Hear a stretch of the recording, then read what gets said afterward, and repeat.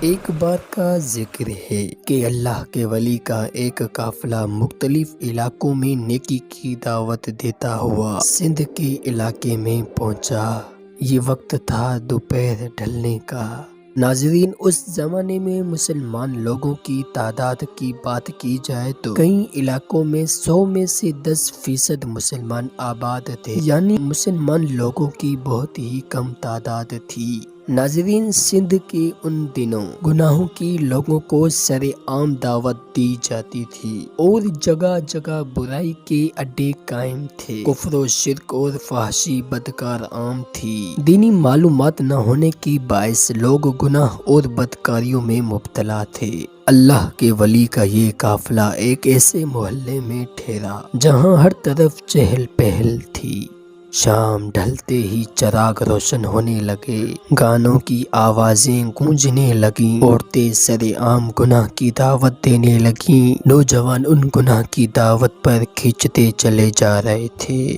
اللہ کے ولی کے ساتھ جو درویش تھے انہوں نے یہ ماجرا دیکھ کر پریشان ہونے لگے۔ پھر وہ سب درویش اپنے قافلہ کے امیر سے عرض کرنے لگے، حضور، یہاں قیام کرنا ہمارے لیے مناسب نہیں، کہیں اور چلتے ہیں، یہ تو بہت ہی بری جگہ ہے۔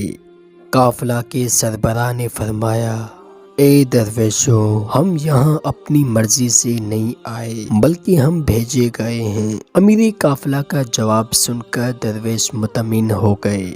جیسے ہی یہ رات گزری، صبح گناہوں کا بازار سرد پڑ چکا تھا۔ اگلی رات درویشوں نے یہ دیکھ کر حیران رہ گئے کہ آج بازار میں کل جیسی رونق نہیں ہے۔ دوسری طرف برائی کے اڈوں پر خاموشی پڑ چکی تھی، یہاں تک کہ جو اس محلے میں آنا چاہتا داخل ہوتے ہی الٹے پاؤں واپس لوٹ جاتا۔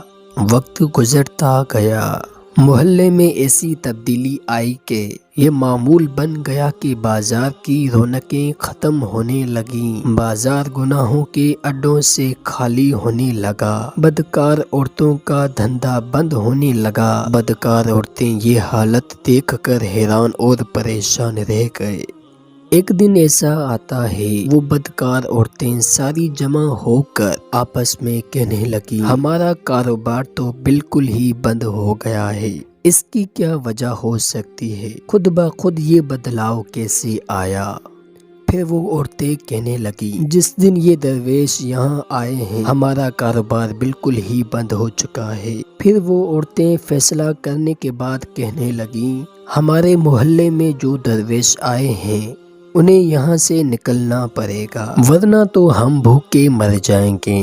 وہ عورتیں مل کر ان درویشوں کے پاس آئیں اور کہنے لگیں، بابا، آپ تو صوفی لوگ ہیں، یہاں آپ کا کیا کام؟ یہ گناہوں کی جگہ ہے، یہاں سے چلے جائیے، آپ کی وجہ سے ہمارا کام بند ہو رہا ہے۔ درویشوں کے سربراہ نے فرمایا، ہم یہاں جانے کے لیے نہیں آئے، اب تو ہمارا مزار بھی یہیں بنے گا، البتہ اگر تمہیں کوئی مسئلہ ہے تو تم یہاں سے چلی جاؤ۔ ان عورتوں نے امیر قافلہ کا یہ جواب سنا تو پریشان اور حیران رہ گئے، اور ان عورتوں نے یہ بات وقت کے بادشاہ تک پہنچا دی۔ ناظرین، یاد رکھیے کہ بادشاہ خود گناہوں کے کام میں شریک ہوتا تھا اور گناہوں کی محفلیں سجانے کی اجازت دیتا تھا۔ راجا نے اپنی سپاہیوں سے کہا، درویشوں سے کہو کہ یہاں سے چلے جائیں، ورنہ انہیں زبردستی نکال دیا جائے گا۔ راجا کا حکم ملتے ہی سپاہی درویشوں کے قافلے کی طرف روانہ ہوئے۔ سپاہی ابھی قافلہ کے قریب بھی نہ پہنچے تھے کہ اچانک ان کے پاؤں زمین نے پکڑ لیے۔ سپاہیوں نے قدم اٹھانے کے لیے بہت کوششیں کی مگر کچھ نہ ہو سکا۔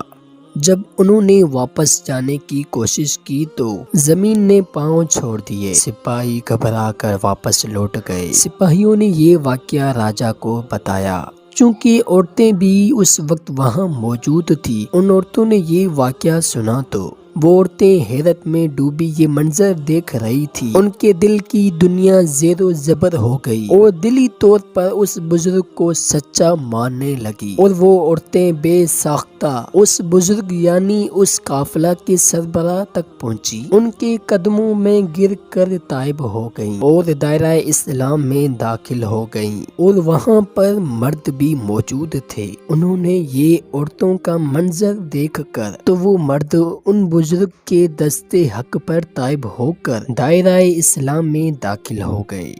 ناظرین، کیا آپ جانتے ہیں وہ عظیم بلند رتبہ بزرگ کون تھے؟ جی ہاں ناظرین، یہ سندھ کی پہچان حضرت لال شہباز قلندر سید محمد عثمان مروندی رحمۃ اللہ علیہ تھے، اور دوسرے درویش آپ کے مرید اور خادم تھے۔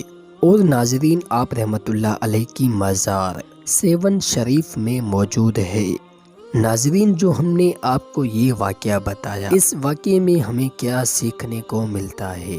پہلی بات، دین اسلام سیکھنے کے بارے میں ملتا ہے، اور دین اسلام سیکھنا ہر مرد اور عورت پر فرض ہے۔ دوسری بات یہ سیکھنے کو ملتی ہے، دین اسلام سیکھنے کے بعد اسے لوگوں تک پہنچانا چاہیے، جیسے کہ حضرت لال شہباز قلندر رحمۃ اللہ علیہ نے اپنے درویشوں کے ساتھ قافلہ پر سفر کرتے سیون شریف میں پہنچے، اور انہوں نے وہاں دین اسلام کو عام کیا۔ اللہ عز و جل کی ان بزرگ پر رحمت ہو، اور ان کے صدقے ہماری بے حساب مغفرت ہو۔